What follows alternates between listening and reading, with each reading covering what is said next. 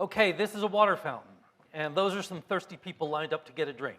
As you can see from the picture, those people are all identical. In particular, they're equally thirsty, they're all equally averse to standing in line.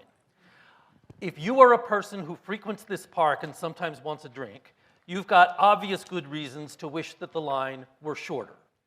But you wouldn't want there to be no line at all. You would not want waiting to be prohibited, for example, because if there's no line, the fountain is going to sit idle for long periods of time. And if it sits idle, it serves fewer drinks. If it serves fewer drinks in total, it serves fewer drinks to the average person. So you, as that average person, will get fewer drinks over the course of your lifetime. You don't want the line to be too long. You don't want there to be no line at all. You also don't want the line to be too short because the line length is always fluctuating, and the shorter the line is, the more often it'll fluctuate down to zero. What you want is the Goldilocks length line, the line that is just right to make you as happy as possible given the trade-off between long wait times on the one hand and receiving fewer drinks per lifetime on the other hand. Lines can be too long, lines can be too short. What about the actual line in the actual park? Is that too long or too short? The answer is not obvious, but I'm here to tell you it is too long. And the way I know it's too long is because of a very general principle that says that things tend to turn out badly when decision makers impose costs on other people and don't care about them. That's why the world has too much pollution. It's why the world has, it's why when you are splitting the check, you eat too much. It's why whenever something exciting happens at the ballpark, everybody stands up to see better and therefore nobody sees any better. And it's also why the line at the park is too long, because that red newcomer there joining the line at the back is not thinking about the costs he is imposing on everybody who comes behind him. Eventually he gets up to the front, he takes a 1-minute drink with say 8 people standing behind him. He's imposing 8 minutes worth of costs on other people and he doesn't care. If he had felt that cost himself, he might have decided that he preferred to go thirsty. So we need to shake this up a bit. The line is too long. How can we make it shorter? Here's one way to make it shorter.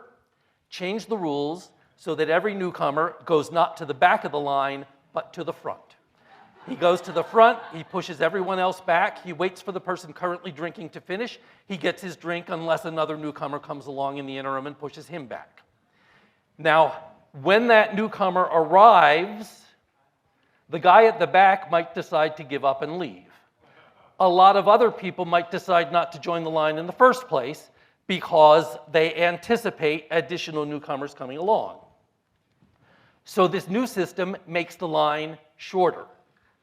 Okay, we had a line that was too long, we made it shorter. How are we doing? Did we make it too short? Did we make it not short enough? How are we doing by that Goldilocks standard?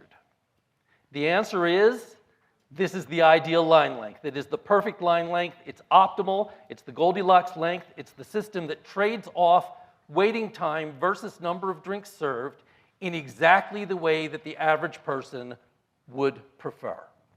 How do I know that? As so often happens in mathematics, there are 2 ways to discover the same thing, and one of them is to do a lot of work. The alternative to doing a lot of work is to have what Martin Gardner would have called an aha insight. And here is the aha insight. Under the new system, when the new arrival joins the line, he does not have a hard decision to make. It's a no-brainer. You join the line, you get to go to the front. Of course you join the line. He is not the key decision maker. The key decision maker is the guy at the back who I've just turned to yellow, the one who is deciding whether to stick around or give up. That's the person who determines the length of the line. And here's the thing about that guy. Under this system, his decision affects absolutely nobody but himself. Nobody is ever placed behind him, so nobody cares whether he comes or goes. He's the only person who cares whether he comes or goes. He feels the full costs and benefits of his own decision, and that is a general recipe for optimization. So we have to get exactly the same line, we have to get exactly the right line length for the same reason that if polluters had to breathe all their own pollution, the world would have exactly the right amount of pollution. Again, you can get that by doing a lot of work, but the Gardnerian aha insight is, saves you all that work and gets you to the right answer.